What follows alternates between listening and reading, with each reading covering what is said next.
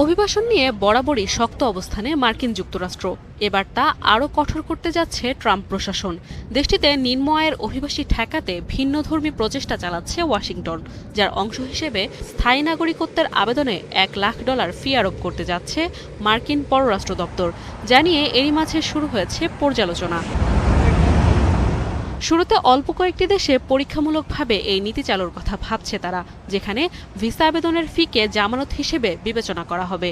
উদ্দেশ্য এক ধরনের আর্থিক নিশ্চয়তা, যাতে কোনো গ্রিন কার্ডধারী দেশটিতে নিজের আর্থিক চাহিদা পূরণে অক্ষম হলে সরকারের জন্য একটি নিরাপত্তা ব্যবস্থা থাকে।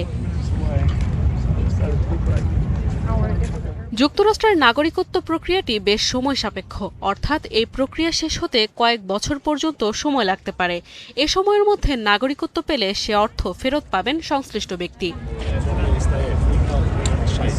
সাধারণত যুক্তরাষ্ট্রে বসবাসকারী নিম্ন আয়ের দেশের মানুষরা এই আবেদন করে থাকেন। মূলত তাদের নিরুৎসাহিত করতে এই পরিকল্পনা হাতে নেয় মার্কিন সরকার। অভিবাসন কমাতে এর আগেও নানা উদ্যোগ নেয় যুক্তরাষ্ট্র।